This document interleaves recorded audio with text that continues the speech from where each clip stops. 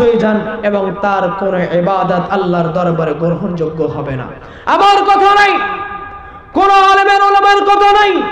স্বয়ং আল্লাহর নবীর যুগে, আল্লাহ রাসূল সাল্লাল্লাহু আলাইহি ওয়াসাল্লামের যুগে আলকামা নামে একজন সাহাবা ছিলেন। মায়ের বদদুয়া দেখুন, মায়ের দোয়া আল্লাহর দরবারে সঙ্গে সঙ্গে কবুল হয়ে যায়। মায়ের বদদুয়া আল্লাহর দরবারে সঙ্গে সঙ্গে কবুল হয়ে যায়। সেই আলকা নামের একজন ব্যক্তি মৃত্যুর সময় উপনিষ্ঠ হয়ে গিয়েছে। যখন আল্লাহ রাসূল সাল্লাল্লাহু আলাইহি ওয়াসাল্লাম শুনতে পেলেন যে তিনি মৃত্যুর মুখোমুখি হয়ে পড়েছে, সাহাবীদেরকে বললেন, আমার সাহাবীরা যাও, তোমরা তার সামনে কালেমা উচ্চারণ করো। তাকে বলবে না যে তুমি কালেমা উচ্চারণ করো, তার সামনে গিয়ে কালেমা উচ্চারণ করো। কিন্তু সাহাবীরা কালেমা উচ্চারণ করছে, তিনার মুখ থেকে কালেমা উচ্চারিত হচ্ছে না। সাহাবীরা আশ্চর্যিত হয়ে গেলেন। সুন্দর সাহাবী, সে তো আল্লাহর ইবাদত করেছে, নামাজ পড়ে, রোজা রাখে, আল্লাহর ইবাদত সবই করে, তারপরও তার মুখ থেকে কালেমা উচ্চারিত হচ্ছে না, ব্যাপার কি? আল্লাহ রাসূল সাল্লাল্লাহু আলাইহি সাল্লাম বলছেন, তোমরা কি এর ব্যাপারে কেউ জানো?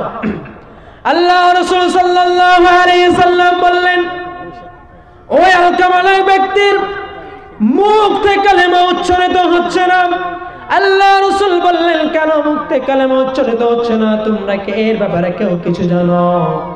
একজন সাহাবী বললেন, আল্লাহর রাসূল গো, সে তো একজন ভালো সাহাবী, উত্তম সাহাবী, উঁচু মাকামের একজন সাহাবী, তারপর কেন তার মুখ থেকে কালেমা উচ্চারিত হচ্ছে না? সে তো নামাজ পড়ে, রোজা রেখে, এমনকি সে তাহাজ্জুদের নামাজ পড়ে, তারপর তার মুখ থেকে কালেমা উচ্চারিত হচ্ছে না। আল্লাহ রাসূল বললেন, যাও, তুমি তার মা, তার বাবা বেঁচে আছে কি? সাহাবীরা বললেন, তিনার মা বেঁচে আছে। যাও, তোমরা তার মার কাছে চলে যাও, তার মাকে জিজ্ঞেস করো সে এমন কি পাপ করেছে, গুনাহ করে ফেলেছে। আল্লাহ রাসূল সাল্লাল্লাহু আলাইহি ওয়াসাল্লাম সাহাবীদেরকে বললেন, আল্লাহ রাসূল আপনাকে ডেকেছেন, আল্লাহ রাসূল আপনার কাছে আসতে চেয়েছেন। তিনার মা বললেন, আল্লাহ রাসূলকে আমার নিকটে আসতে হবে না, আপনি যান, চলে যান, আমি আল্লাহ রাসূলের নিকটে চলে যাব। আল্লাহ রাসূল সাল্লাল্লাহু আলাইহি সাল্লাম নিকটে চলে আসলেন। আসার পরে আল্লাহ রাসূল আলকামার মাকে বললেন, ও আলকামার মা, তোমার সন্তানের মুখ থেকে কালেমা উচ্চারিত হচ্ছে না, সে কি করেছে? আলকামার মা বলেছেন, সে নামাজ পড়তো, রোজা রাখতো, ফলে ইবাদত করতো, দান করতো, সদকা করতো। আল্লাহ রাসূল বললেন, সে কি নামাজ পড়তো? তিনি বললেন, হ্যাঁ নামাজ পড়তো। সে কি রোজা রাখতো? আলকামার মা বললেন, হ্যাঁ রোজা রাখতো। সে কি আপনার সঙ্গে কেমন আচরণ করতো? এই কথা শুনে আলকামার মা কাঁদতে আরম্ভ করলেন। আলকামার মা বললেন, ইয়া রাসূলুল্লাহ, সে নামাজ পড়তো, রোজা রাখতো, দান সদকা করতো, কিন্তু তার স্ত্রীর উপরে প্রাধান্য দিতে গিয়ে, স্ত্রীর উপরে মহব্বত দেখাতে গিয়ে আমার সঙ্গে ভালো আচরণ করতো না, আমার সঙ্গে ভালো আচরণ করতো না, আমার সঙ্গে উত্তম আচরণ করতো না। আল্লাহ রাসূল বললেন, তাহলে আপনি আলকামা আপনার সন্তানকে মাফ করে দিন, তিনার মুখ থেকে তো কালেমা উচ্চারিত হচ্ছে না। আলকামার মা বলছেন যে আমি সন্তানকে মাফ করব না, কেন আমাকে এত কষ্ট দিয়েছে, আমি সেই সন্তানকে মাফ করতে পারবো না।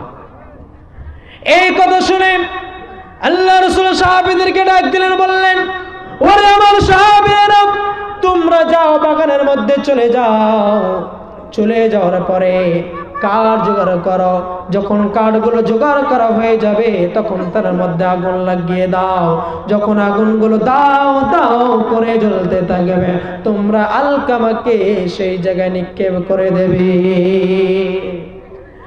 কাঠ কুড়িয়ে নিয়ে আসা হলো, যখন আগুন নিভিয়ে আগুন লাগিয়ে দিল, যখন দাও দাও করে আগুন খানা জ্বলতেছে, আল্লাহ রাসূল বললেন, আলকামাকে আগুনের মধ্যে নিক্ষেপ করে দাও। আল্লাহ রাসূল যখন এই কথা বললেন, তিনার মা সহ্য না করতে পেরে বলছেন, ইয়া রাসূলুল্লাহ, আপনি আমার সন্তানের উপর এরকম করতে পারবেন না, কারণ আমার মায়া হয়, কারণ আমি সেই সন্তানকে 10 মাস 10 দিন গর্ভধারণ করেছি, 30 মাস দুধ পান করিয়েছি, 5 বছর বিছানার মধ্যে নিয়ে ঘুমিয়ে রেখেছি। আল্লাহ রাসূল বললেন, তাহলে এক কাজ করো, যদি তুমি মাফ না করো তাহলে জাহান্নামে তো আযাব পাবে, জাহান্নামে তো যাবে। এই জন্য আমরা জ্বালার জন্য বললাম, তাহলে তুমি তোমার সন্তানকে মাফ করে দাও। তিনার মা বলছে, তিনার মা সেই সন্তানকে মাফ করে দিলেন। আল কামালের মধ্যে কালেমা উচ্চারিত হয়ে গেল, আশহাদু আল্লা ইলাহা ইল্লাল্লাহু ওয়া আশহাদু আন্না মুহাম্মাদান আবদুহু ওয়া রাসূলুহু লা ইলাহা ইল্লাল্লাহ। তিনার মুখ থেকে কালেমা উচ্চারিত হয়ে গেল, তিনার মৃত্যুবরণ হয়ে গেল। তাহলে সেই সাহাবী, আমরা তো সাহাবী তো দূরের কথা, আমরা তো 5 ওয়াক্ত নামাজ পড়ি না, রোজা রাখি না, দান সদকা করি না, তাহলে আমার আপনার অবস্থাটি কি হবে? আজকে এই বর্তমান সমাজে অনেক সন্তান আছে, তার মাকে দেখাশোনা করে না, মার সঙ্গে উত্তম আচরণ করে না, পিতার সঙ্গে উত্তম আচরণ করে না, মাতার সঙ্গে উত্তম আচরণ করে না। উত্তম আচরণ না করার জন্যই আজকে এই পৃথিবীর মধ্যে মুসলিমদের উপরে এই বিপদ ঘনিয়ে আসছে।